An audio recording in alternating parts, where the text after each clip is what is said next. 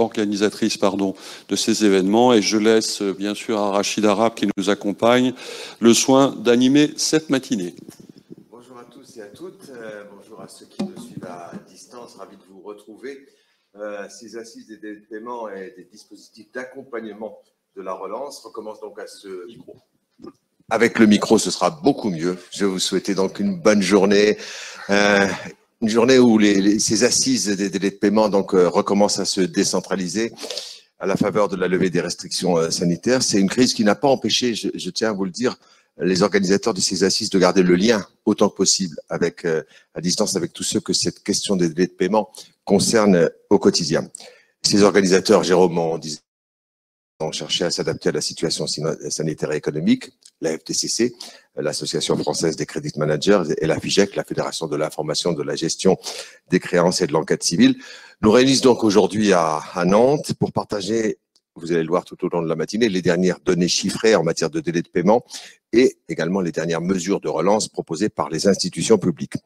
Avec l'accueil aimable et surtout la logistique de la CCI, nous allons pouvoir aujourd'hui faire un gros plan, sans jeu de mots, sur une région qui a bien des égards est vertueuse, mais prudente, vous allez voir, comme nous le diront les nombreux intervenants qui vont se joindre à nous d'ici midi. Donc avec mon désormais complice, Jérôme Mondrian, le secrétaire général de ces assises, nous ferons circuler la parole tout au long de la matinée qui nous mènera jusqu'aux alentours de 12h30. Et notamment dans un instant aux deux présidents, Charles Battista qui est à distance et Éric Scherer qui est en notre compagnie. Ils nous diront ce qu'ils attendent de cette matinée de travaux, mais tout de suite la parole, l'honneur à ceux qui nous accueillent. Yann Trichard, le président de la CCI, nous rejoindra en fin de matinée. Et c'est donc Cécile Pronac qui va avoir le rôle de nous accueillir, celle d'hôte de ces assises. Cécile. Merci. Bonjour à tous. Effectivement, on est ravis à la CCI Nantes-Saint-Nazaire de vous accueillir pour cet événement sur les délais de paiement. Donc, toutes les équipes se sont mobilisées. On est très contents que vous soyez venus sur notre territoire puisque vous aurez l'occasion de rencontrer au cours de la matinée des entreprises du territoire qui pourront effectivement vous donner leurs bonnes pratiques.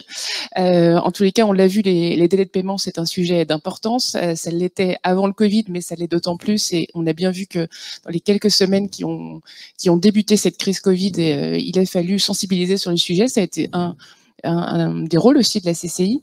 Vous le verrez, je crois, dans la journée avec l'équipe, les mesures qui ont été mises en place. Très concrètes, oui. Pour sensibiliser sur ce sujet. En tous les cas, on est ravis de vous accueillir et puis on vous souhaite une bonne journée de travail et de beaux échanges. Merci d'ores et déjà. Donc, avec le micro, ça va. J'espère que vous nous entendez. J'espère que vous êtes nombreux et nombreuses à attendre les premiers intervenants, à commencer par Éric Scherer. Donc, avant de retrouver votre alter ego, Charles Battista, qui est en duplex. Éric, on s'est quitté au mois de mai à l'heure des assises à la CCI de la région Île-de-France. Quelles évolutions depuis? Eh bien, en effet, oui, il y a des choses qui se sont maintenues et puis il y a encore de nouveaux faits qui se sont produits. Alors, vous avez rappelé effectivement que la FDCC co-organisait ces assises.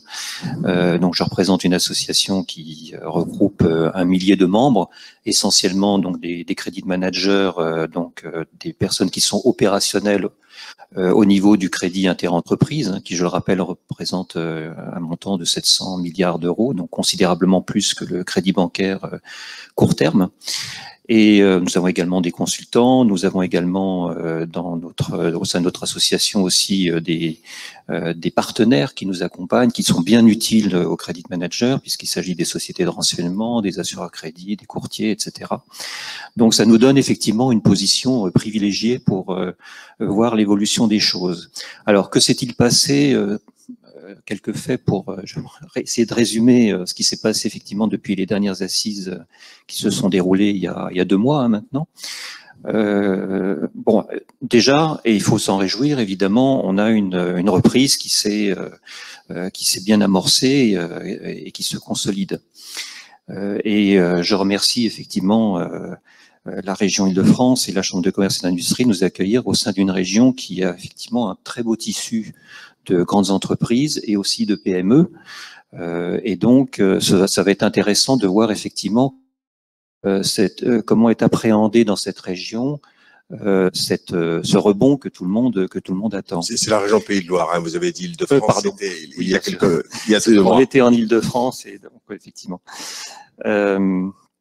Donc les faits, en fait, c'est, donc je l'ai dit, une reprise qui s'est amorcée, mais toujours effectivement des événements qui viennent un peu la freiner ou la contrecarrer. Donc on avait déjà, il y a 2 mois, on commençait à parler effectivement de pénurie de matières premières et donc de leur impact effectivement que cela pouvait avoir sur l'activité, sur les marges. Depuis, on commence à parler aussi de problèmes d'effectifs, en fait, de main-d'œuvre qualifiée selon les secteurs. Et puis, au niveau des défaillances, on est toujours, pour l'instant, même s'il y a une légère remontée, là, tout dernièrement, notamment dans les TPE, on est toujours dans l'attente, j'allais dire, de défaillances qui, un jour ou l'autre, se produiront. Alors évidemment, ça fait déjà un moment qu'on ne parle plus de tsunami, mais ces défaillances, pour l'instant, ne se produisent pas parce qu'on sait très bien qu'on est encore largement sous perfusion. Et tout le problème de cette période, c'est comme on commence à parler j'allais dire, de retirer un petit peu les béquilles, et notamment toutes les aides, et notamment chômage partiel, fonds de solidarité, les reports d'échéances fiscales et sociales qui sont toujours un petit peu une épée de Damoclès qui pèse sur certaines entreprises, en particulier les petites, les commerces. Donc évidemment, on est dans une période très délicate et il va falloir gérer ça et surtout que ça n'ait pas d'impact, comme ça a déjà été dit en entrée de jeu, sur les délais de paiement. C'est l'enjeu majeur. Merci Eric, vous restez avec nous et tout au long de la matinée, vous allez écouter et puis on vous retrouvera à la fin de matinée avec Charles Battista pour tirer les premières conclusions. Charles que nous allons retrouver, Charles Battista qui doit être en duplex de son bureau dans les Hauts-de-Seine, je crois. Bonjour Charles, même question. Tout d'abord, un mot de ce qu'est la FIGEC et ensuite comment vous analysez la situation, l'évolution de la situation depuis notre dernier rendez-vous. C'était au mois de mai dernier. Charles, vous nous entendez? Oui, alors je ne sais pas, est-ce que vous m'entendez, vous, de votre côté? Très bien. Voilà, ok. Alors, tout d'abord, je suis vraiment déçu de ne pas être avec vous, mais des problèmes d'agenda font que j'ai été obligé de rester en région parisienne. Alors, nous sommes très honorés de participer à cette édition des Assises des paiements en région Pays de Loire, et plus particulièrement avec la CCI de Nantes-Saint-Nazaire. Alors, très vite, la FIGEC, la Fédération nationale de l'information d'entreprise, de la gestion de créances, de l'enquête civile. Je suis désolé, j'ai un écho énorme. Alors, on va essayer de régler ça peut-être tout simplement. Je ne sais pas si vous avez un retour dans l'oreillette ou si vous avez. C'est ça, j'ai un retour dans l'oreillette. Alors, je vous suggère, on va faire ça en direct, Charles. Vous faites les quelques mots que vous aviez prévus, peut-être tout simplement retirer votre oreillette et je vous ferai signe si jamais vous êtes un peu trop long. Allez-y. Oui, mais j'ai le sentiment que si je retire l'oreillette, il n'y a pas de son. Donc, voilà. Bon, écoutez, je vais continuer. Vous m'entendez là? Continuez, Charles. Voilà. Voilà, je n'ai plus de retour. Donc, effectivement, je disais la FIGEC, la gestion de l'information d'entreprise, la gestion de créances et l'enquête civile, est une organisation professionnelle, patronale, ça veut dire, qui rassemble les entreprises qui exercent des activités de gestion de risque clients au service de l'économie française. Juste un rappel, les membres de la FIGEC travaillent quotidiennement pour sécuriser les 700 milliards d'euros du crédit inter-entreprise, qui représente un tiers du PIB. Nous avons trois piliers fondamentaux, l'immatériel et les risques associés, le capital humain qui regroupe les compétences, le capital structurel, marque à brevet, le capital client, la cybercriminalité, l'éthique. Bien entendu, l'éthique fait partie prenante de la FIGEC avec une association que nous avons co-créée qui s'appelle Entreprise Responsable Plus, et bien sûr, les assises des délais de paiement que nous co-organisons avec nos amis de la FDCC. Alors, Eric Scherer a dit beaucoup de choses, et je dirais, justement, concernant les délais de paiement, nous pouvons nous réjouir que les entreprises du Pays de Loire s'emploient à maîtriser ces délais. On note avec satisfaction qu'à fin mai, le délai moyen des entreprises ligériennes était de 11,7 jours de retard. Alors que dans le même temps, au niveau national, les entreprises françaises accusent un retard de 12,8 jours sur la même période. Donc, c'est quand même significatif et on peut féliciter les entreprises ligériennes de cette performance. Alors, je vais pas redire ce qu'a dit Eric. Qu'est-ce qui a changé depuis notre dernière réunion? Eh bien, écoute, je pense qu'il faut rester extrêmement vigilant parce que cette dynamique vertueuse pourrait être remise en question par un phénomène dont tout le monde parle aujourd'hui, la flambée des prix des matières premières. Ces phénomènes nouveaux pèsent sur la trésorerie des entreprises en général et plus particulièrement sur le secteur de l'agroalimentaire, très représenté en Pays de Loire, avec l'augmentation incessante des prix des matières premières comme les céréales, le lait, le sucre. S'ajoute le prix des emballages cru de 14%. Donc, le premier réflexe des entreprises pour éviter de taper dans la trésorerie, vont taper certainement dans le PGE, si elles ne l'ont pas déjà fait. Et puis, je crains qu'ensuite, malheureusement, on ait une vague importante des dérapages des délais de paiement.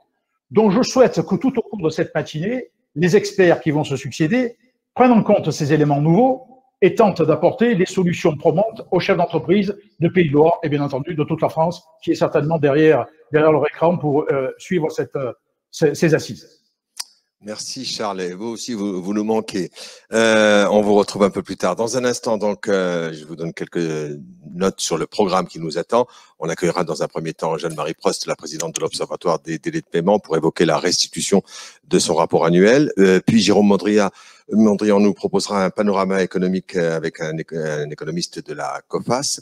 Le gros plan promis ensuite sur les délais de paiement pour la région Pays de Loire avec des experts d'Altares, d'Elisfer et de Credit Safe. Nous alternerons, vous le verrez, les présentations chiffrées et des présentations de solutions comme l'affacturage avec un représentant de Facto France, avant d'entendre des témoignages directs des chefs d'entreprise et des collectivités locales qui auront nous tous, le médiateur des entreprises qui nous livrera, Pierre Pellouzet, ses toutes dernières activités en matière de maîtrise des délais de paiement ainsi que le directeur du centre d'affaires de Nantes pour la BNP. Alternance donc d'informations, de données récentes, d'analyses, notamment avec un représentant d'American Express, avant d'évoquer en fin de matinée avec le médiateur du crédit les dispositifs qui sont mis en place pour accompagner la relance, avec là aussi un focus sur la région en compagnie de la CCI. Nous accueillerons également le président du tribunal de commerce voisin. Bref, je ne peux pas citer tout le monde, mais en guise de préambule, le programme très complet, donc sans